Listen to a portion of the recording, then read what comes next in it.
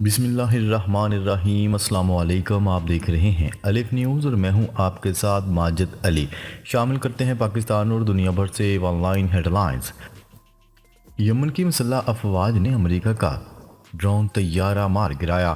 یمن کی مسلح افواج کے ترجمان یحییٰ ساری نے جمعرات کو کہا کہ یمنی مسلح افواج نے امریکہ کے ایک اور MQ-9 ڈرون طیارے کو مار گرایا ہے۔ بیان کے مطابق امریکہ کے MQ-9 ڈرون طیارے کو اس وقت نشانہ بنایا گیا جب یہ ڈرون طیارہ صوبہ الحدیدہ کے فضائی حدود کی خلاف ورزی کر رہا تھا۔ رپورٹ کے مطابق گزشتہ 72 گھنٹے میں یمن کی مسلح افواج نے 2 امریکی ڈرون طیاروں کو تباہ کر دیا۔ دونوں ڈرون طیارے امریکہ کے انتہائی ترقی یافتہ MQ-9 نوعیت کے ڈرون طیارے تھے۔ یمن کی مسلح افواج نے جب سے فلسطین اور غزہ کی حمایت میں کارروائیاں شروع کی ہیں، اس وقت سے اب تک امریکہ کے 17 ڈرون طیاروں کو تباہ کیا جا چکا ہے۔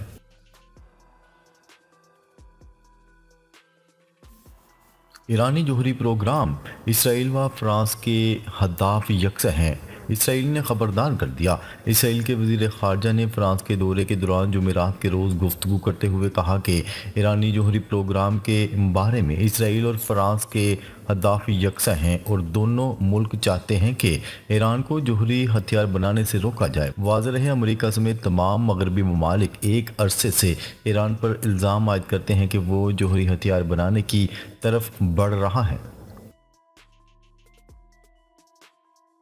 ایران کو ایٹمی ہتھیاروں سے باز رکھنے کے لیے سفارتی راستے کو مسترد نہیں کرتے۔ اسرائیلی وزیر خارجہ نے جمعرات کے روز کہا کہ اسرائیل ایران کو ایٹمی ہتھیار رکھنے سے روکنے کے لیے سفارتی راستے کو مسترد نہیں کرتا۔ انہوں نے کہا تہران اور امریکہ کے درمیان بلا واسطہ بات چیت کے امکانات کے اشارے مل رہے ہیں۔ اسرائیلی وزیر خارجہ نے مزید کہا کہ جیسا کہ آپ جانتے ہیں کہ ہم ایرانیوں کے ساتھ بات چیت نہیں کر رہے، تاہم انہوں نے واضح طور پر امریکہ کے ساتھ بلا واسطہ مذاکرات کرنے پر آمادگی کا اشارہ دیا ہے۔ اگر یہ مذاکرات دوبارہ شروع ہو جائیں تو مجھے کوئی تعجب نہیں ہوگا۔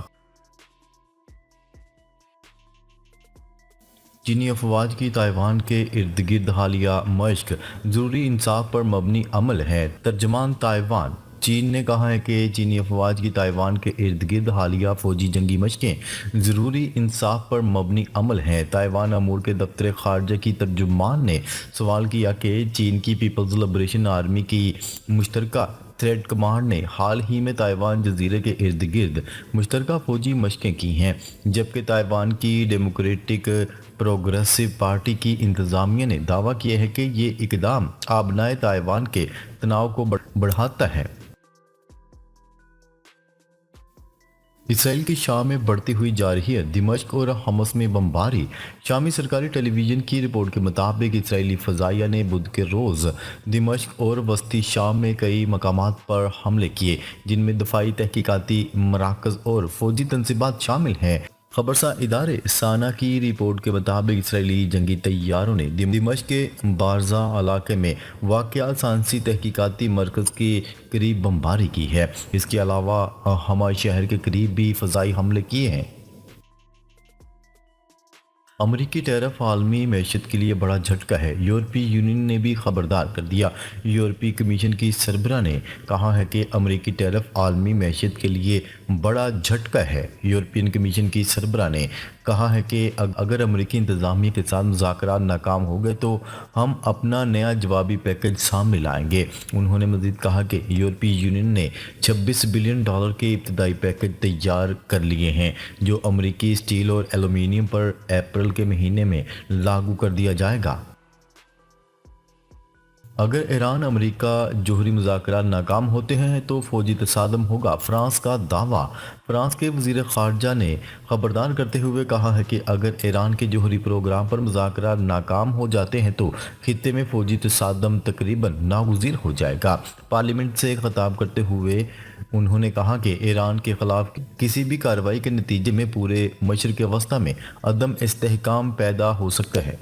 اس سے قبل فرانسیسی صدر ایمانوئل میکرون نے بھی ایران کے معاملے پر ایک اہم اجلاس کی صدارت کی، جس میں ایران کے جوہری پروگرام اور ممکنہ اقدامات پر غور کیا گیا۔ ٹرمپ کی جانب سے ٹیرف کی لپیٹ میں 18 عرب ممالک بھی شامل۔ امریکی صدر ڈونلڈ ٹرمپ نے بدھ کے روز امریکہ کے تجارتی شراکت داروں پر جوابی ٹیرف عائد کرنے کا اعلان کیا تھا۔ انہوں نے یہ اعلان وائٹ ہاؤس میں خطاب کے دوران کیا۔ ڈونلڈ ٹرمپ نے کہا کہ آج آزادی کا دن ہے۔ امریکی انتظامیہ کا کہنا ہے کہ یہ اقدام قومی معیشت کے تحفظ اور مقامی صنعتوں کو غیر ملکی مسابقت کے مقابلے میں سپورٹ فراہم کرنے کے سلسلے میں کیا گیا ہے۔ امریکہ کی جانب سے جن ممالک پر ٹیرف عائد کیا گیا ہے ان میں 18 عرب ممالک بھی شامل ہیں۔ نیتن یاہو ہنگری پہنچ گئے، بین الاقوامی عدالت کے وارنٹ گرفتاری کی دھجیاں اڑا دیں۔ اسرائیلی وزیر اعظم نیتن یاہو کا طیارہ جمعرات کی صبح ہوائی اڈے پر اترا۔ یہ بات ہنگری کے وزیر دفاع نے بتائی، جنہوں نے رن وے پر اسرائیلی وزیر اعظم کا استقبال کیا۔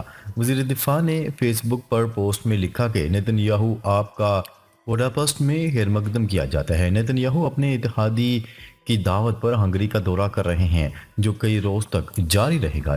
اسرائیلی وزیر اعظم نیتن یاہو نے اپنے خلاف بین الاقوامی فوجداری عدالت کی جانب سے جاری کردہ گرفتاری کے وارنٹ چیلنج کرتے ہوئے یہ 4 روز کا دورہ کر رہے ہیں۔ اسرائیل کی غزہ پر بمباری، مزید 80 فلسطینی شہید۔ اسرائیل کی جانب سے غزہ پر بمباری سے مزید 80 فلسطینی شہید ہو گئے۔ غیر ملکی خبرساں ادارے کی رپورٹ کے مطابق بے گھر افراد بیت الحنون اور بیت الحیہ کے علاقوں سے جبری انخلا کے بعد عارضی کیمپ میں پناہ لیے ہوئے تھے کہ اسرائیلی فضائیہ نے ان پر بمباری کر دی۔ ان کے علاوہ غزہ پر اسرائیلی حملوں میں مزید 80 فلسطینی شہید ہو گئے۔ دوسری جانب اسرائیل نے غزہ کے بڑے علاقوں پر قبضہ کر کے رفح اور خان یونس کے علاقوں کو جدا کر کے نئے نام رکھ دیے۔ ایلون مسک جلد حکومتی کردار سے دستبردار ہو جائیں گے، امریکی اخبار کا دعویٰ۔ امریکی خبرساں ادارے کی رپورٹ کے مطابق ارب پتی ایلون مسک جلد ہی حکومتی ذمہ داریوں سے سرگزر ہو جائیں گے۔ ڈونلڈ ٹرمپ اور ایلون مسک نے اس فیصلے پر اتفاق کر لیا، تاہم ایلون مسک کے عہدہ چھوڑنے کی کوئی حتمی تاریخ طے نہیں کی گئی۔ وائٹ ہاؤس، ٹرمپ انتظامیہ اور ایلون مسک نے اس حوالے سے ابھی کوئی تبصرہ نہیں کیا۔ یاد رہے ڈونلڈ ٹرمپ نے ایلون مسک کو حکومتی اخراجات میں کمی لانے کی ذمہ داری سونپی تھی اور وہ ڈپارٹمنٹ آف گورنمنٹ ایفیشنسی کے سربراہ تھے۔ امریکہ کی جانب سے اضافی ٹیرف لگانے پر چین سمیت مختلف ممالک کا رد عمل۔ چین نے امریکی ٹیرف کو عالمی اقتصادی ترقی کے لیے ایک خطرہ قرار دیتے ہوئے امریکہ سے نئے ٹیرف فوری طور پر منسوخ کرنے کا مطالبہ کیا ہے۔ چین نے امریکہ پر تازہ ترین محصولات فوری منسوخ کرنے پر زور دیتے ہوئے جوابی اقدامات کا عندیہ بھی دیا ہے۔ بھارتی فضائیہ کا جگوار لڑاکا طیارہ گر کر تباہ، دفاعی نظام پر سوالات اٹھ گئے۔ بھارتی ذرائع کے مطابق لڑاکا طیارہ ضلع گجرات کے علاقے جام نگر میں گر کر تباہ ہوا۔ ابتدائی اطلاعات کے مطابق طیارہ تکنیکی خرابی کے باعث گر کر تباہ ہوا۔ یہ پہلا واقعہ نہیں، بھارتی فضائیہ کے طیارے گرنا روزمرہ کا معمول بن چکا ہے۔